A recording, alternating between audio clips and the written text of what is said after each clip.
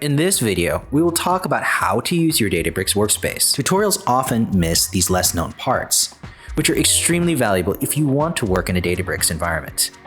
This will have three parts: navigating the Databricks environment, configuring clusters, and Databricks notebooks, tips, and tricks. By the end of this video, you'll have confidence navigating the Databricks Workspace and doing your work. Let's get started.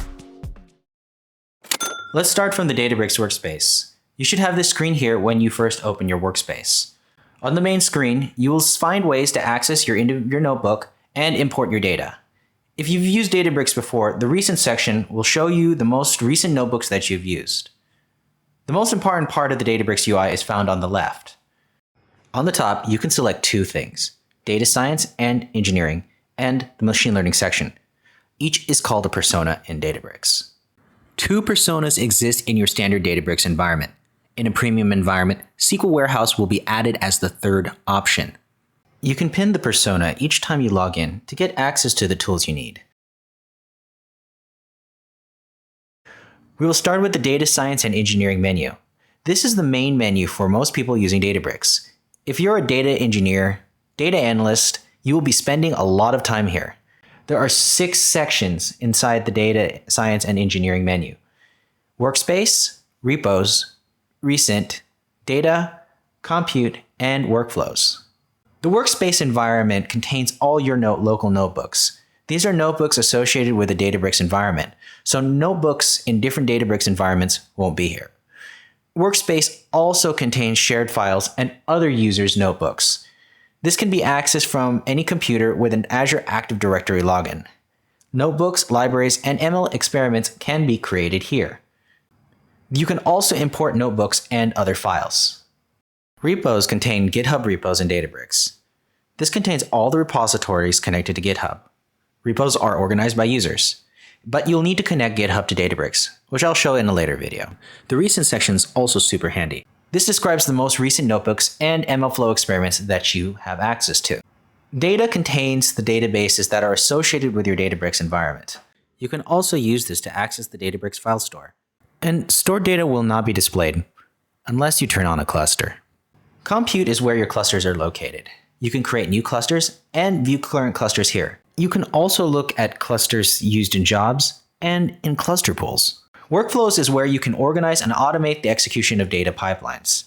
Workflows can help streamline and automate the process of preparing and transforming data, making it more efficient and scalable.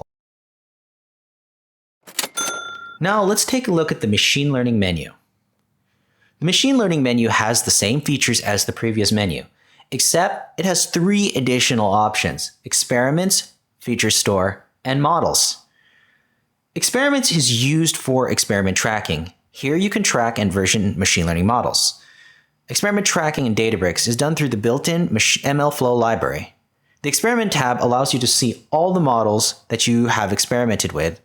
The Feature Store is the centralized area for storing and managing features. These are pieces of data that can be used to train machine learning models. A feature store lets users discover, access, and use features from many sources in production models. And finally, the Models tab.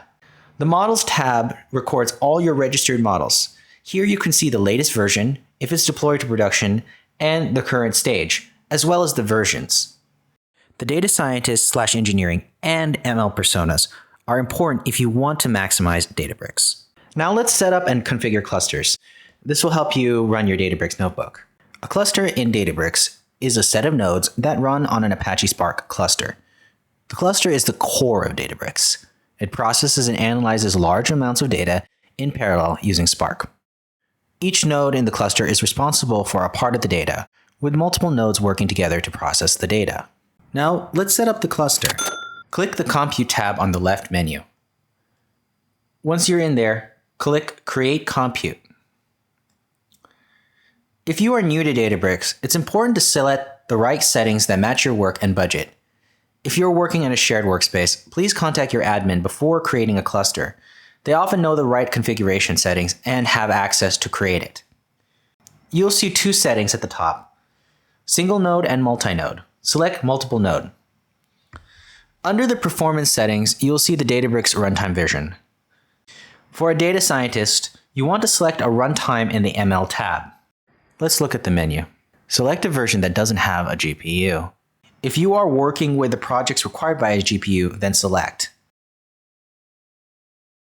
For data engineers and data analysts, select the standard version.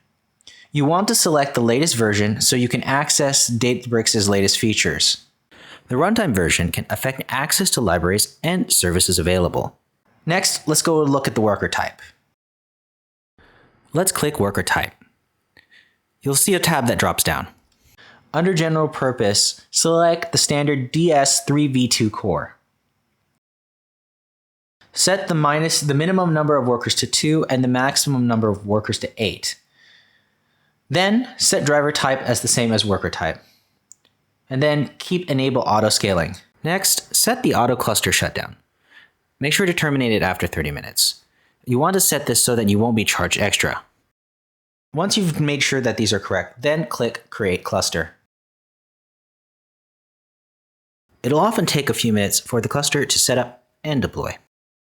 When your cluster has been fully set up, a green checkmark button should appear next to the name of the cluster. If you need to stop the cluster manually, you can go up to the upper right section and click the Terminate button. This will terminate the cluster and will shut it down, allowing you to use it for other things. After your cluster is created, you can also click the Edit button. This can be found in the upper right corner. Now let's create your first notebook. On the left sidebar, click New and click Notebook.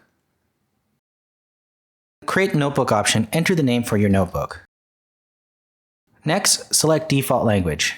You should select the language you primarily will be writing in. Notebooks allow you to switch between languages for the entire notebook and cells. So if you're not sure, just select one. Attach your cluster and then click Create. Now that we're done with that, let's skip ahead. So now that we are in the workspace, I'll walk you through the notebook. So let's look at the notebook menu.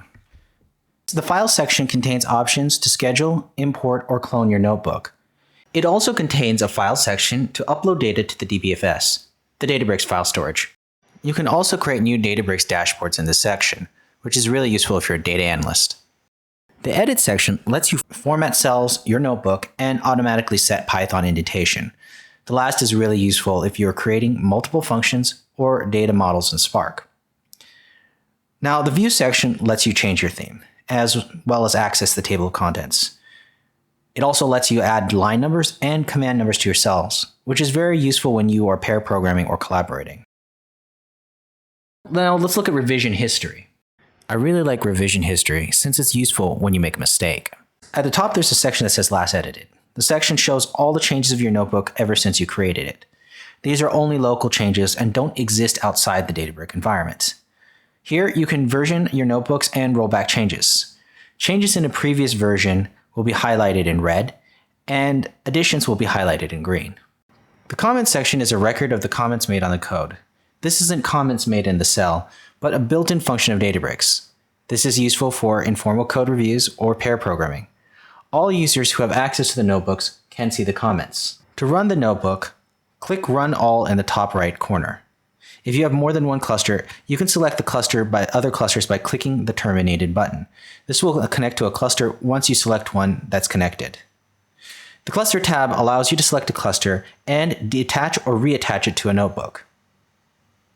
Unlike Spark in a Jupyter Notebook, you do not need to create a session. A Spark session is already preloaded when you create a cluster. All notebooks come with a default language. You can change the default setting by clicking the drop-down menu next to the name. The cluster takes time to start, so we're going to skip ahead. Now let's talk cell navigation now that it's loaded. Databricks notebooks are organized by cells. Each cell is formatted to a default language, and you can add cells above or below the cell. Individual cells in a notebook can have different languages: Python, SQL, Scala, and R. A notebook can have more than one language other than its default language. To change languages, use the % followed by the language name. Using the % isn't just for languages. It's also for readmes. To create a readme in a cell, use %MD. You can include images, links, and even mathematical functions and equations to it. Another great feature is being able to use the pip. Using the %pip command lets you install Python packages locally to the notebook. The packages disappear when the cluster shuts down. So you'll either need to install it each time or install the package to the cluster. And also there's shell commands. If you're interested in working with Databricks operating services, you can use them. Can be used for a variety of tasks, including interacting with the file system, running shell scripts, or installing and managing packages. Then there's executing a DBFS command. This command allows you to interact with the Databricks file system. It can be really useful for tasks such as reading and writing data to and from the file system, creating and deleting directories, and moving and renaming files.